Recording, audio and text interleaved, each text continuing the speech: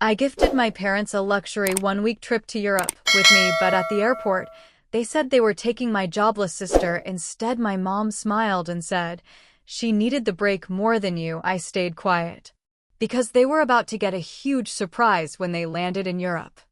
My hand was hovering over the trunk release, my suitcase packed with the outfits I'd spent months curating, when my mother dropped the bomb that would detonate our entire family dynamic.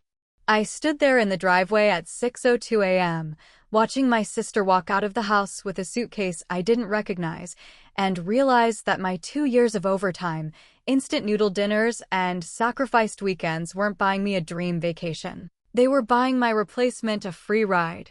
Let me back up, because to understand why I did what I did, you have to understand the dynamic in my house. My name is Violet. I'm the reliable one. I'm the one who remembers birthdays, the one who shows up early to help set up for Thanksgiving, and the one who stays late to do the dishes while everyone else digests the turkey. And then there's Lauren. Lauren is my younger sister, and she's Lauren. She's charming, chaotic, and perpetually in a state of finding herself. She's the golden child who can do no wrong, mostly because my parents have never actually held her accountable for anything. If Lauren crashes her car, it's the other driver's fault. If she quits her job, it's because the boss was toxic. If she needs money, my parents' wallets open like automatic doors. For the last 2 years, I had a singular goal. I wanted to treat my parents to the trip of a lifetime. They had always talked about going to Europe, specifically doing a grand tour of France and Italy, but life, bills, and raising 2 kids always got in the way. I wanted to say thank you for raising me. So, I became a machine. I worked overtime every single week. I picked up freelance gigs. I stopped going out for drinks with friends. I lived like a monk so I could save every spare penny. And I did it. I saved enough to book not just a trip, but the trip. Business class flights. 5-star boutique hotels with views of the Eiffel Tower. Private guided tours of the Vatican before the crowds arrived. Dinner reservations at Michelin-starred restaurants. I planned every single detail down to the minute. It was my masterpiece. It was supposed to be the three of us, Mom, Dad, and me, finally bonding without the chaos that usually follows Lauren around. The morning of the flight, I was running on pure adrenaline. I pulled into my parents' driveway at 6:02 a.m. My mom had texted me saying, "You're late," which was classic her, but I didn't care. I was too excited.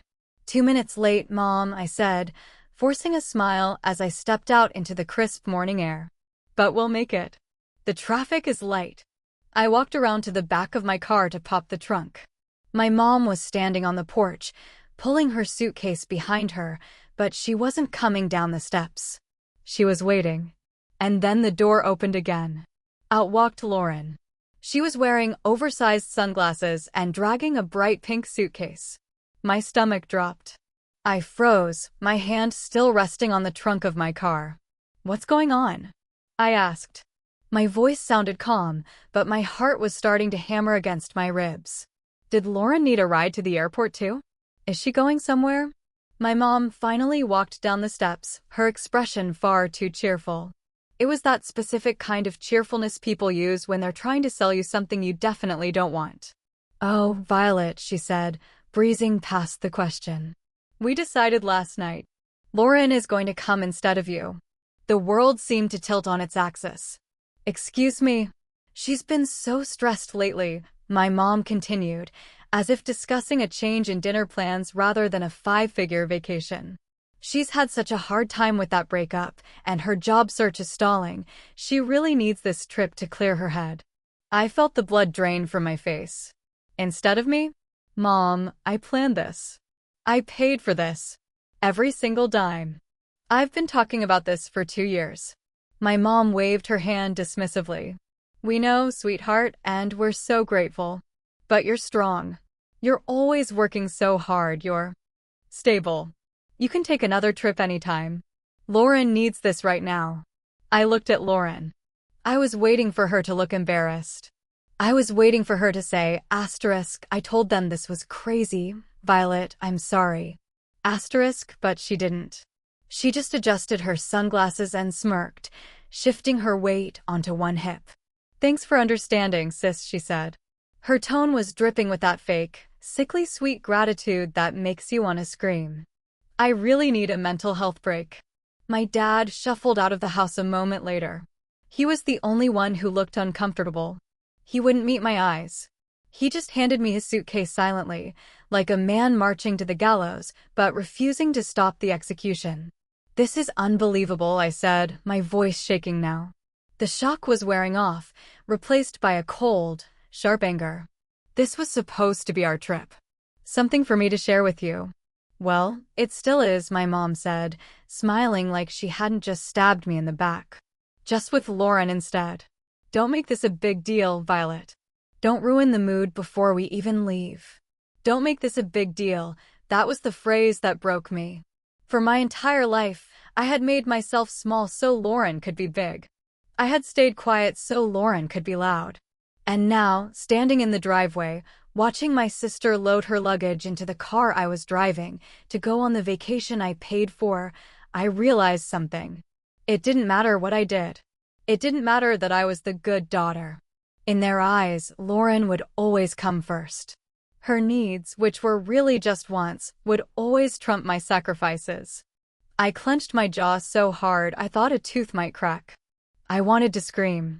I wanted to throw their luggage onto the lawn and drive away. But a lifetime of conditioning is hard to break in a second. Instead, a strange, cold clarity washed over me. "Fine," I said. My voice was flat. "Dead. Let's get going then." If they wanted to prioritize her over me, they could go with her. But I wasn't about to let them enjoy my trip. The drive to the airport was the longest 45 minutes of my life.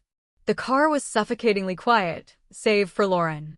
She was in the back seat, scrolling through her phone, completely oblivious to the tension radiating off me. "Oh my gosh, Mom, did you see that TikTok about the pastries in Paris?" she chirped. "I can't wait to go shopping on the Champs-Élysées. Do you think we'll have time for that?" "Violet, did you book time for shopping, or are the tours going to take up the whole day?" I gripped the steering wheel until my knuckles turned white. I stared straight ahead at the highway, forcing myself not to veer into the median. "We'll have time," my mom said soothingly from the passenger seat. "We'll figure it out when we get there." When we get there, I bit the inside of my cheek until I tasted copper. They had already erased me. I was just the chauffeur now. At one point, my dad cleared his throat. "Thank you for driving us, Violet. I know this probably feels unusual." I glanced at him in the rearview mirror. He looked miserable, but not miserable enough to speak up for me. "Unusual?" I let out a dry, humorless laugh. "That's an interesting way to put it, Dad." He didn't respond. He just shifted in his seat and looked out the window. Lauren leaned forward, her face appearing between the front seats. "You're not mad, right? I mean, this is really big of you, letting me go. I could never have afforded this on my own. It's super generous." It took every ounce of willpower I possessed not to slam on the brakes. "Of course, Lauren," I said, my voice robotic. "Enjoy the trip." When we finally pulled up to the departures terminal, I helped them unload the bags. It felt like an out-of-body experience. I was watching myself perform the role of the dutiful daughter one last time. My mom gave me a quick, distracted hug. "Thank you for understanding, sweetheart. This means a lot to us." And to Lauren. "Sure, Mom," I said. Lauren beamed, wheeling my expensive Samsonite suitcase, which I had bought for myself, toward the automatic doors. "Thanks, Violet. You're the best." I stood by the idling car, watching them disappear into the terminal. They didn't look back. Not once. They were off to enjoy the fruits of my labor, guilt-free. The ride back to my house was a blur. I don't remember the traffic. I don't remember the music. All I could hear was the loop of their voices in my head. "Lauren needs this. You can take another trip later. Don't make this a big deal." I pulled into my driveway, turned off the engine, and sat there in the silence. The sadness was evaporating, burning away under the heat of a rage I had never allowed myself to feel before. They thought I was a doormat. They thought I would just take this, go to work tomorrow, and wait patiently for them to send me photos of them drinking wine in front of the Colosseum. I walked into my house, kicked off my shoes, and marched straight to my laptop. I sat down at the kitchen table and opened it up. My fingers hovered over the keyboard. I wasn't crying anymore. I was focused. I logged into the airline portal first. They had already checked in, so I couldn't cancel the outbound flight without causing a scene at the airport, and, honestly, I wanted them to land. I wanted them to get all the way to Europe before the reality hit them. But the return flights? Cancel. Next, the hotels. I had booked 3 different luxury hotels across 2 countries. I logged into the booking portal. Reservation for Paris. Cancel. Reservation for Florence. Cancel. Reservation for Rome. Cancel. I watched the confirmation emails roll in. Your cancellation has been processed. Then came the tours. The private guide for the Louvre? Cancelled. The wine tasting in Tuscany? Cancelled. The skip-the-line Vatican passes? Cancelled. Finally, the grand finale. I had paid for a special welcome package at the first hotel, champagne, flowers, and a prepaid dining credit. I called the hotel directly. Bonjour, the receptionist answered. Hi, I need to cancel my reservation, I said, my voice steady. The guest names are the same, but the credit card on file is mine. I am withdrawing authorization for any charges to this card effective immediately. Certainly, madam. It is done. I closed my laptop. A profound, heavy silence settled over the kitchen. It was done. They were currently somewhere over the Atlantic Ocean, sipping champagne in the business class seats I had paid for, completely unaware that they were flying into a disaster. They were landing in a foreign continent with no place to stay, no way to get home, and no itinerary. I felt a knot loosen in my chest that I hadn't realized was there. For the first time in my life, I wasn't fixing the problem. I was creating the consequences. The first 24 hours were quiet. I knew they wouldn't land until early the next morning my time. I spent the day deep cleaning my house, scrubbing floors and organizing closets, burning off the nervous energy.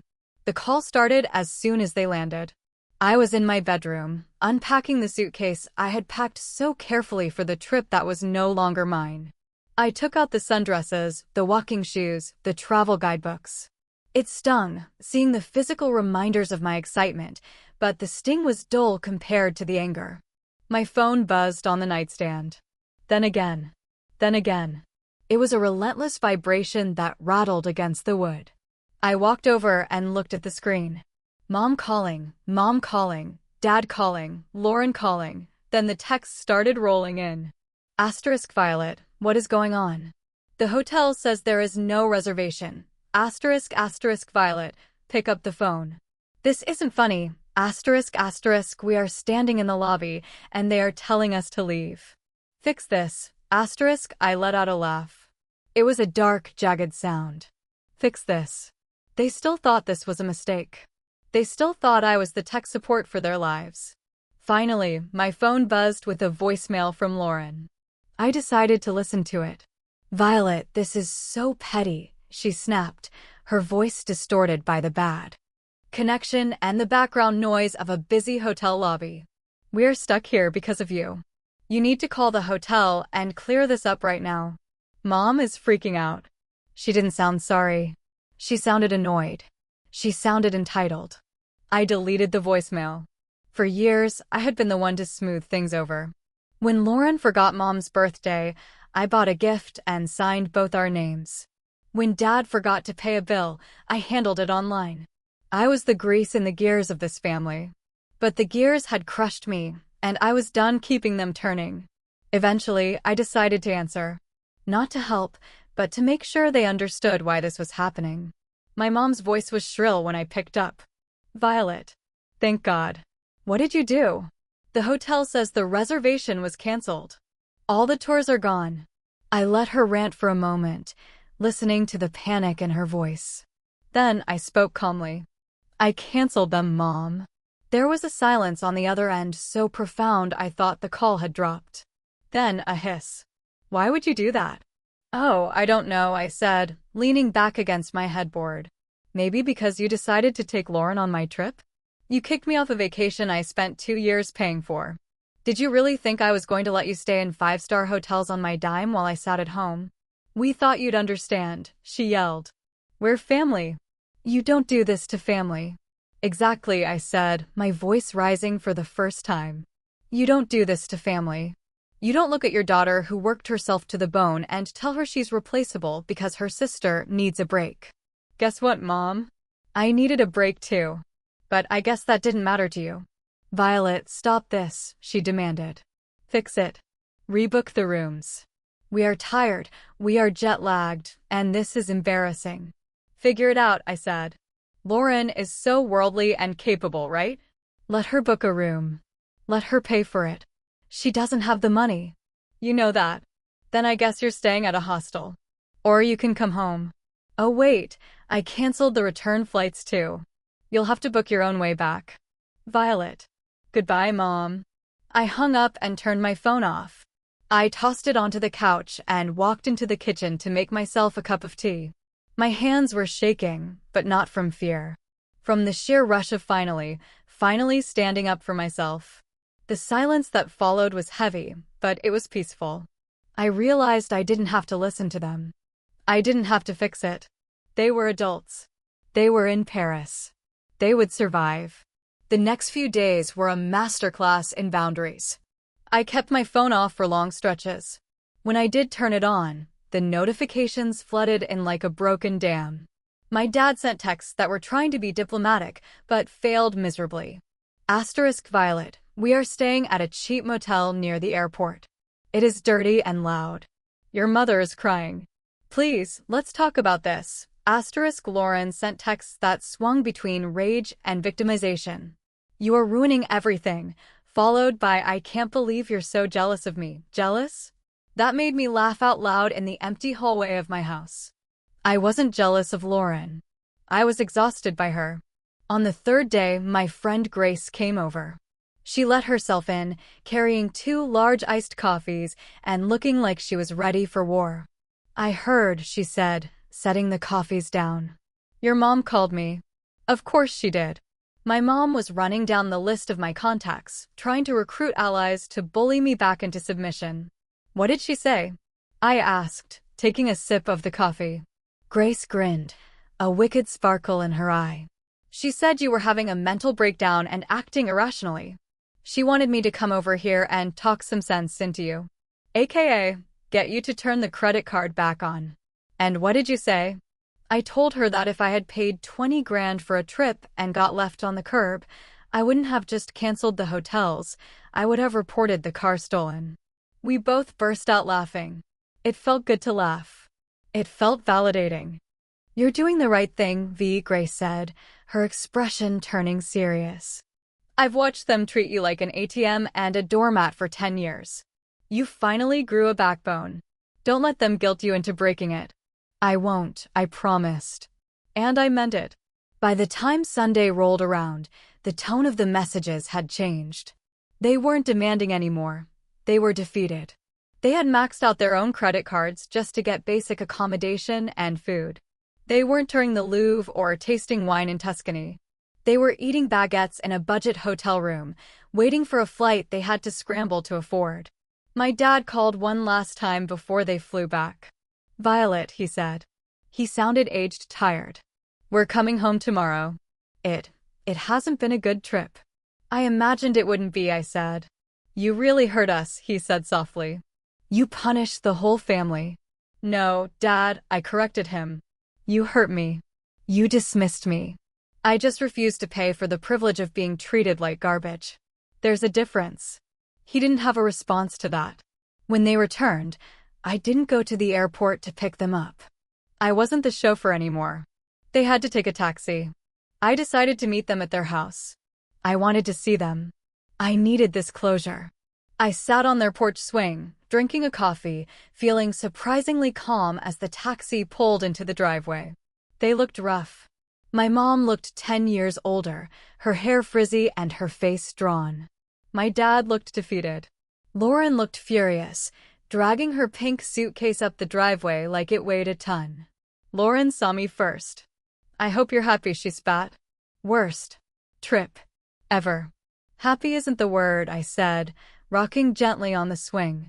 But I'm certainly not sad. We spent the whole week in a Motel 6 equivalent, my mom snapped, not even saying hello. We ate fast food in Paris, Violet. Do you know how embarrassing that is? You wanted a trip with Lauren, I said, shrugging. You got a trip with Lauren. If you wanted the luxury trip, you should have taken the person who paid for the luxury trip. It was cruel, my dad said, setting his bags down. It was vindictive. I stood up then. The swing creaked as I stepped off. I looked at the three of them, the people who were supposed to love me unconditionally, but who had clearly put conditions on that love my entire life. Cruel was watching me pack for weeks and knowing you were going to cut me out, I said. Cruel was letting me drive you to the airport. Cruel was telling me, don't make a big deal out of my own heartbreak. I took a breath. I'm done, guys. I'm done being the fixer. I'm done being the bank. From now on, if you want something, you figure it out. If Lauren needs a break, Lauren pays for a break. We're family, my mom whispered, resorting to the only card she had left. Then start acting like it, I said.